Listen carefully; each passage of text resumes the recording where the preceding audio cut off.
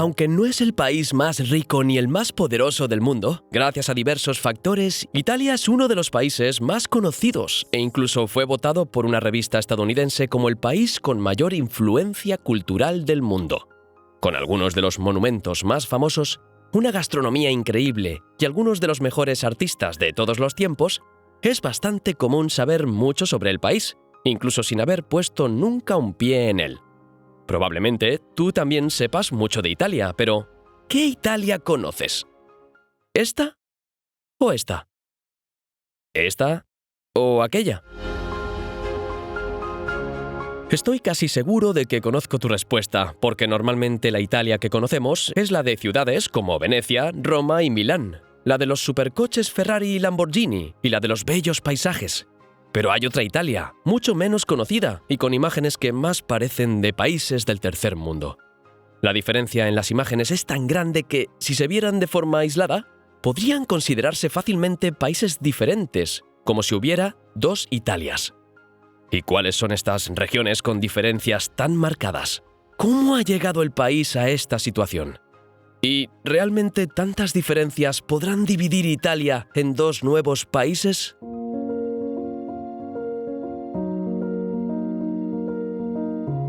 En términos territoriales, Italia dista mucho de ser uno de los países más grandes del mundo. El país con forma de bota ocupa la modesta posición del número 71 en la clasificación por tamaño. Pero no te equivoques. Aunque sea pequeña, Italia es la octava economía del mundo y una de las naciones más industrializadas del planeta.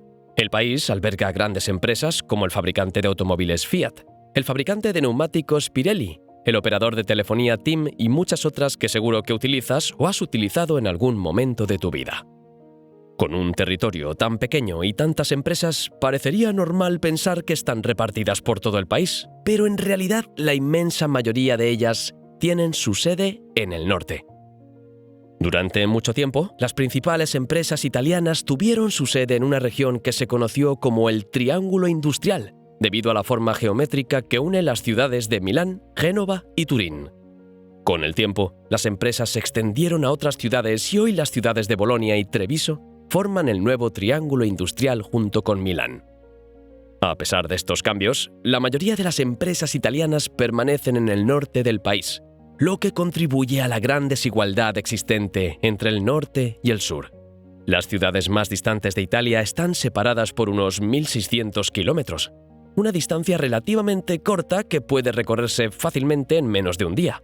Sin embargo, analizando únicamente los datos económicos del país, podemos tener la impresión de que se trata de lugares completamente distintos, con un abismo tan grande que incluso podríamos decir que están en continentes diferentes. Este mapa, por ejemplo, que muestra el Producto Interior Bruto por persona, el famoso PIB per cápita de cada región italiana, deja clara la existencia de una gran división. Mientras que todas las regiones del norte del país tienen cifras superiores a los 25.000 euros anuales, a medida que se avanza hacia el sur, uno se da cuenta de que prácticamente todas las regiones tienen cifras muy inferiores. La diferencia se hace aún más patente si comparamos las regiones con mayor y menor PIB per cápita del país. Por ejemplo, la región de Bolzano, que se encuentra en el norte, muy cerca de Austria, registró un PIB per cápita de casi 50.000 euros en 2019. Calabria, en cambio, que está tan al sur como para ser la puntera de la bota, tiene una cifra casi 3 veces inferior. Esta enorme diferencia se refleja en varios indicadores. Como podemos ver en este mapa de la pobreza, elaborado con datos de 2020, en las regiones más meridionales, 4 de cada 10 residentes están en riesgo de pobreza y exclusión social, mientras solo 1 de cada 10 italianos del norte se encuentra en esta situación. Y solo con analizar las cifras de desempleo para 2021 podemos estar seguros de que se trata de regiones muy diferentes. Mientras que el norte tiene tasas similares a las de otros países europeos ricos, el sur, con más del 15% de parados, podría estar fácilmente en América Latina. Pero, al fin y al cabo, ¿cómo dos regiones tan cercanas en un país tan pequeño se han distanciado tanto?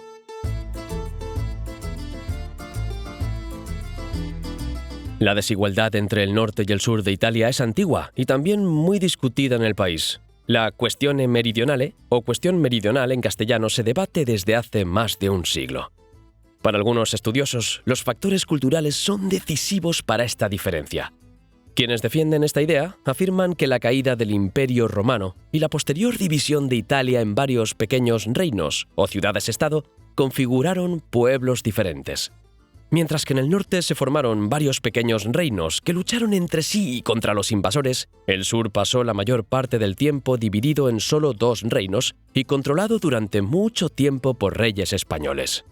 Desde este punto de vista, los norteños se vieron obligados a cooperar entre sí para hacer frente a sus enemigos, lo que creó una población colaboradora y al mismo tiempo más propensa a correr riesgos. Incluso libre de guerras, la paz del sur se vio sacudida por la corrupción de los reyes, que cobraban elevados impuestos y no proporcionaban la más mínima seguridad a sus habitantes.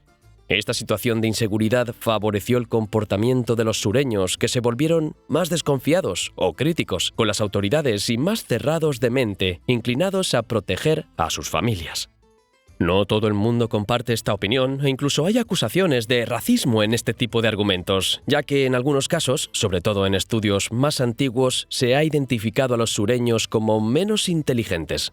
Hay investigaciones que apuntan a otras causas, como la geografía, como principal razón de esta diferencia.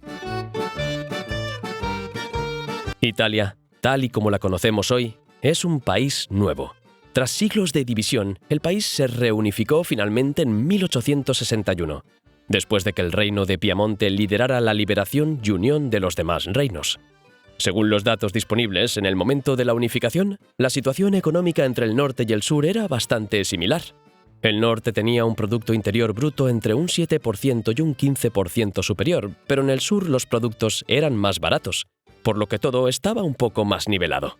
La desigualdad se disparó tras la unificación y menos de un siglo después, en 1951, el PIB del norte superaba al del sur en un 50%. Según el economista Vittorio Daniele, autor de varios libros sobre el tema, esto se debe principalmente a la geografía. Para Daniele, la geografía ha castigado al sur y favorecido al norte a medida que cambiaba el mundo.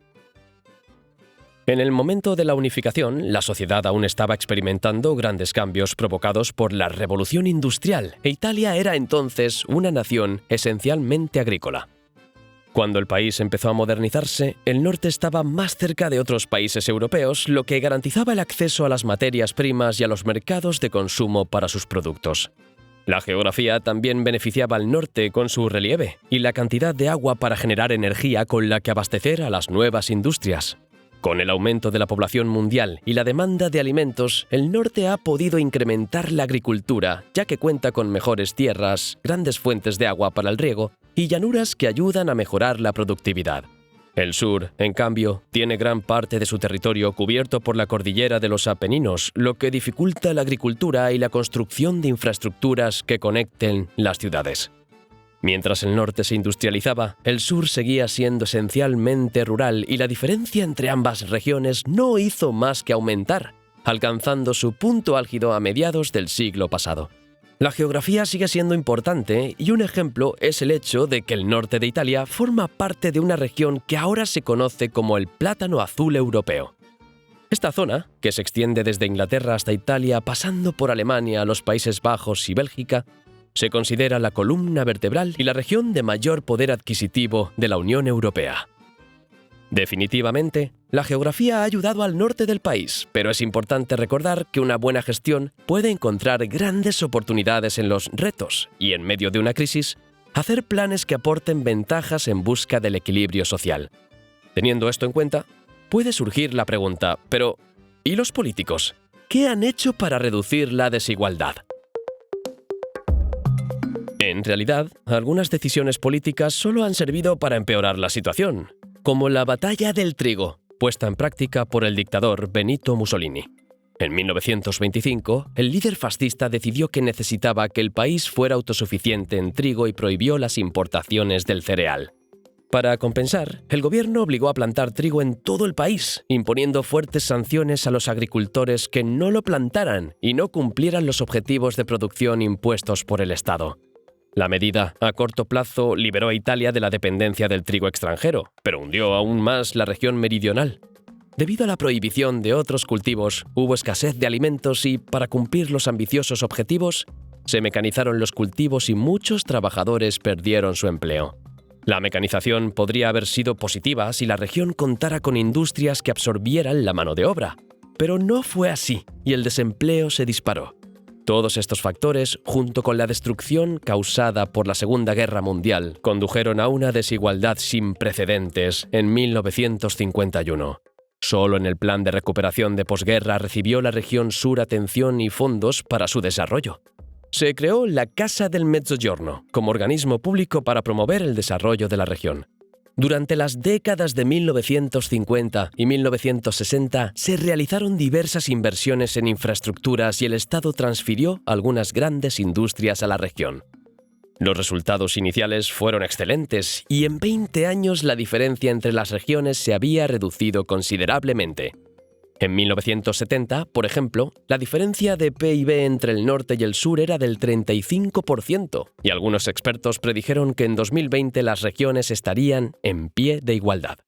Sin embargo, el programa tenía varios fallos y se cerró en 1984. Desde pasado el 2020, la situación se parece más a 1950 que al futuro soñado. A pesar de las cifras y los hechos, lo que separa hoy el sur y el norte no es más que una línea imaginaria. Pero dependiendo de algunos movimientos, esta línea imaginaria podría convertirse en una frontera con la división de Italia y la formación de un nuevo país. ¿Qué país sería? ¿De qué país se trata?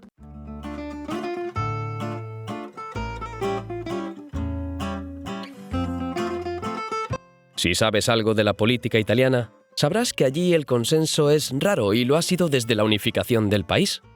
A diferencia de la vecina Suiza, por ejemplo, que se formó a partir de la unión de varios cantones, Italia fue el resultado de una unificación forzada. La diferencia es que cuando un país se forma a partir de la unión de distintas regiones, no existe la sensación de ganador o perdedor, y en el caso de Suiza, cada región conservó una gran autonomía para decidir su propio rumbo. Pero en el caso de Italia fue diferente, y aunque no se puede generalizar, tras la unificación los norteños se sintieron vencedores y los sureños derrotados, y con la centralización de las decisiones en Roma, la rivalidad entre regiones siguió creciendo. Ser más rico reclama que sus impuestos se utilicen para mantener al sur menos desarrollado. El sur, a su vez, afirma que el norte solo está más desarrollado debido al favoritismo político desde la unificación. Si a esto le añadimos las cuestiones culturales de las que ya hemos hablado y muchos prejuicios, algo bastante habitual en estos casos, tenemos la receta perfecta para un movimiento separatista. De hecho, hay movimientos que quieren dividir el país, pero el más fuerte, el que más se ha acercado y sigue insistiendo en este objetivo, es el movimiento para la creación de Padania. El nombre del nuevo país hace referencia a la región del Valle del Río Po. Pero el nuevo país iría más allá y estaría formado por 11 de las 20 regiones de Italia. El nuevo país tendría casi la mitad del territorio y la población de Italia, pero una parte mucho mayor de la economía. Italia perdería entre el 60 y el 70% de su PIB en favor de Padania. El movimiento separatista cobró impulso en la década de 1990 con la aparición del partido político Liga Norte, que llegó a declarar la independencia de Padania en 1996. Al año siguiente se celebró un plebiscito y el 97% de los 5 millones de votantes optaron por la secesión. Sin embargo, ningún país ni organismo internacional reconoció el nuevo país. Tras el primer intento, el movimiento perdió impulso y la Liga Norte se vio envuelta en varias acusaciones de corrupción. Sin embargo, el partido gobierna ahora varias regiones del norte de Italia y actualmente lucha para que estas regiones sean cada vez más independientes del gobierno de Roma, lo que podría ser una nueva estrategia para una separación definitiva en el futuro. Si te ha gustado este vídeo, seguro que te gustará este. Simplemente haz clic. Gracias a todos los que nos habéis acompañado hasta aquí. Abrazos y hasta el próximo vídeo.